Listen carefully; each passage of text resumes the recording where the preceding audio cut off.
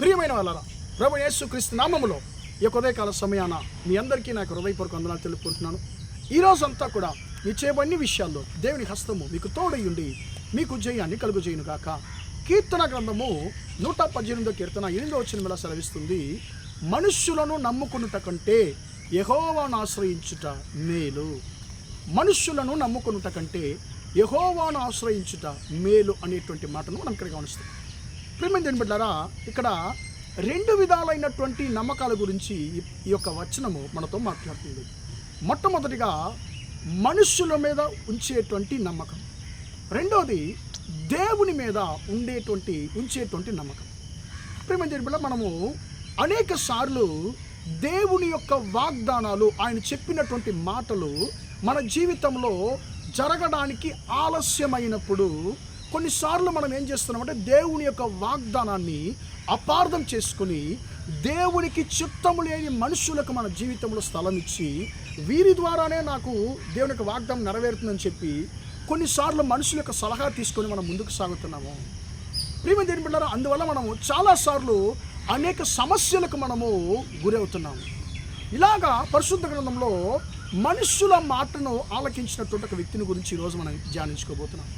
ప్రియమైన దేవుని బిడ్డలారా, అబ్రాముకు దేవుడు వాగ్దానం చేస్తున్నాడు. ఆదికాండం 12వ అధ్యాయంలో, అయ్యా నేను నిన్ను గొప్ప సంతానంగా చేయబోతున్నాను, నిన్ను నేను గొప్ప జనముగా చేయబోతున్నాను, నీ తండ్రి ఇంటి నుండి వెళ్ళిపో అని చెప్పి ఆయన అంటున్నాడండి. ఇప్పుడు ఆయన వెళ్ళిపోతున్నాడు. ప్రియమైన దేవుని బిడ్డలారా, ఇప్పుడు 16వ అధ్యాయంకి వచ్చినప్పుడు, ఆదికాండం 16వ అధ్యాయంకి వచ్చినప్పుడు 2వ వచనం మనం చదువుతున్నాము. సారాయి అంటుంది, అబ్రాము యొక్క భార్య అంటుంది, సారాయి అంటుంది, అయ్యా నేను ఒక పిల్లల్ని కనలేను, అంటే నా గర్భాన్ని దేవుడు అడ్డుపరుచున్నాడు కాబట్టి నేను పిల్లల్ని కనలేను, కాబట్టి నా దాసి అయినటువంటి ఆగరితో నువ్వు వెళ్ళు, ఒకవేళ ఆమె ద్వారా నా ఇల్లు కట్టబడుతుంది అంటుంది. ప్రియమైన దేవుడు ఏం చెప్పాడు? నీ సంతతిని నేను నిన్ను గొప్ప జనంగా మారుస్తాను అంటున్నాడు. సారాయి అంటుంది, అలా కాదు, నువ్వు ఎలా చెయ్యి, నా యొక్క దాసితోనే వెళ్ళు అని చెప్పండి. ఇప్పుడు అబ్రహాం దాన్ని ఎలా తీసుకుని ఉంటాడండి? ఆ మాటను, దేవుడు చెప్పినటువంటి మాటను మనిషి చెప్పిన మాటతో ఈయన ఏం చేస్తున్నట్టే పిల్లరా, ఆయన పోల్చుకునేది మనం చూస్తున్నాం, కంపేర్ చేసుకుంటున్నారు. ఒకవేళ దేవుడు చెప్పిన వాగ్దానము నా భార్య చెప్పినట్టు ఆగరి ద్వారా నెరవేరుతుందేమో అని చెప్పి పిల్లరా అపార్థం చేసుకున్నాడు. కానీ దేవుడు చెప్పింది ఏంటి? నీ భార్య అయిన సారాయి ద్వారా నేను దీవిస్తానని దేవుని యొక్క చిత్తం. కానీ ఇప్పుడు దేవుని యొక్క చిత్తానికి మధ్యలో ఇప్పుడు మనిషి యొక్క సలహా వచ్చేస్తుంది, తన భార్య యొక్క సలహా వస్తుంది. ప్రియమైన వచనం సెలవిస్తుంది, అబ్రాము తన భార్యను సారాయి మాటను ఆలకించెను. ఆ మాటకు లోబడినట్లుగా మనం చదువుతాం. ప్రియమైన లోబడ్డాడు. ప్రియమైన వాగ్దానం ఎవరికంటే అబ్రాముకే వాగ్దానం, ఆయన సంతతికే వాగ్దానం. ఇప్పుడు ఆయన జనాన్ని దేవుడు గొప్ప చేస్తానని చెప్పి అన్నాడు. ఇప్పుడు సాతానుడు ఏం చేస్తున్నాడు? తన భార్య అనేటువంటి సారాయి ద్వారా దేవునికి చిత్తం లేని ఒక సలహాని ఇస్తున్నాడు, నువ్వు ఇలా చేయి, అప్పుడు సంతానం పిల్లలు పుడతారు. ప్రియమైన అలా చేశారు, పిల్లలు పుట్టారు. కానీ ఆ పిల్లలు, ఆ కుమారుడు ప్రియమైన అడవిగాడిద లాంటి వాడైపోయాడు. అంటే తెలుగు బైబిల్లో అడవిగాడిద లాంటి వాడుగా వాడు ఉంటాడని చెప్పి బైబిల్లో ఉంది. కానీ తమిళ బైబిల్లో ఎలాగుందంటే అతడు దుష్టు మనుషులుగా ఉంటాడు, దుష్టుడుగా ఉంటాడని చెప్పి ఆ ఇస్మాయిల్ గురించి రాయబడింది.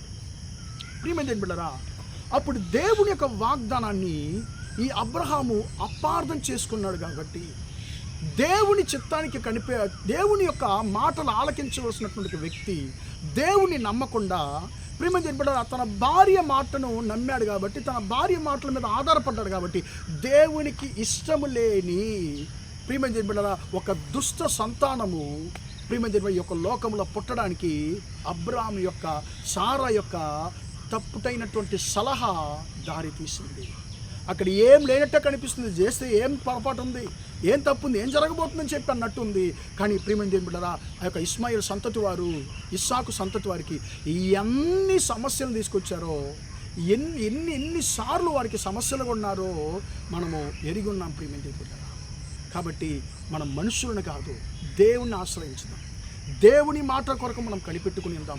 ఆయన మన జీవితంలో క్రియ జరిగించేంత వరకు మనం దేవుని కొరకు కనిపెట్టుకుని ఉందాం పిల్లరా. ఆ ఇస్మాయిలు ఆ యొక్క ఇస్సాకును ప్రియమైన దేవుని బిడ్డలారా అతడు పరిహాసము చేశాడు, అపహాసం చేశాడని బైబిల్లో మనం చదువుతున్నాము.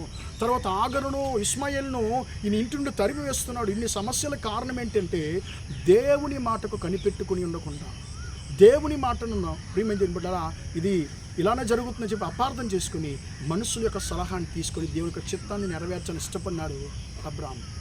కాబట్టి ప్రియమైన బిడ్డలారా కొన్ని సమస్యలకు గురి అయ్యాడు. మనం అలా కాదండి, మనుషుల మాటల మీద కాదు, దేవుని మాటల మీద మనం ఆధారపడాలి. ఈ కృపను దేవుడు మనకు అనుగ్రహించును గాక. ప్రార్థన చేద్దాం.